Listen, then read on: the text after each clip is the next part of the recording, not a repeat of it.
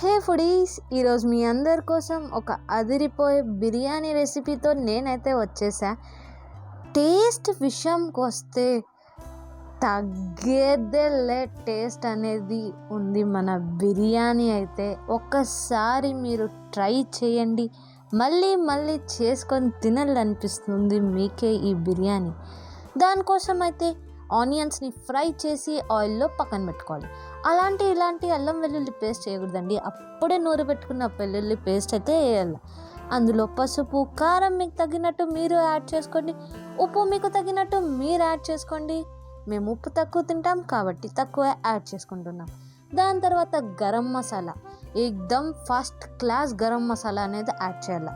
షాజీరా, దాని తర్వాత మరియు కొత్తిమీర, పుదీనా, నిమ్మరసం, పెరుగు ఇవన్నీ యాడ్ చేసేసి అందులో మనం ముందుగానే మిక్సీ పట్టించుకున్న ఉల్లిపాయల ఫ్రైని యాడ్ చేసేసి బాగా కలిపి 5 గంటలైతే ఆ ముక్కల్ని మనం పక్కన పెట్టేయాలి. 5 గంటల తర్వాత బాగా మ్యారినేట్ అవ్వాలండి.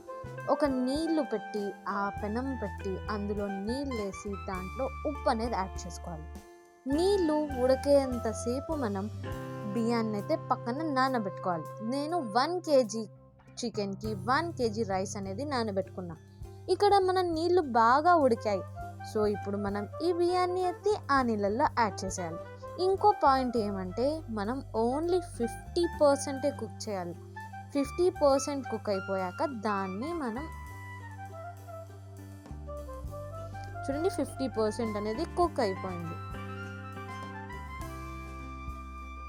ఇప్పుడు మనం దాన్ని వడగట్టుకొని అందులో కొంచెం అయితే పెట్టుకోవాలన్నం.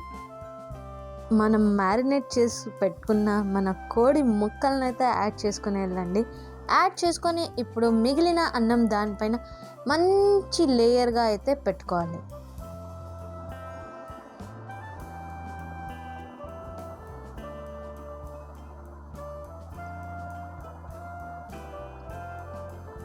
ఇప్పుడు అందులో కొంచెం ఎల్లో ఫుడ్ కలర్, మీకు సాఫ్రాన్ దొరికితే మీరైతే వేసుకోండి. ఘీ విషయంలో వస్తే నెయ్యి, పక్కా ప్యూర్ నెయ్యి అనేది యాడ్ చేసుకోవాలి, 2 స్పూన్లు. దాని తర్వాత మనం ఉల్లిపాయలతో గార్నిష్ చేసుకుంటే మన బిర్యానీ అయితే అదిరిపోతుంది.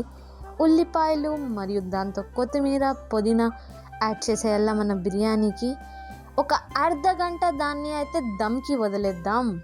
దమ్ తర్వాత ఆహా ఏమి రుచి, ఆహాహా అమోఘం. ఒకసారి ట్రై చేయండి. ట్రై చేసి ఎలా ఉందో కామెంట్ సెక్షన్లో చెప్పండి. మీకు నా వీడియోస్ నచ్చినట్లయితే లైక్ చేయండి, షేర్ చేయండి,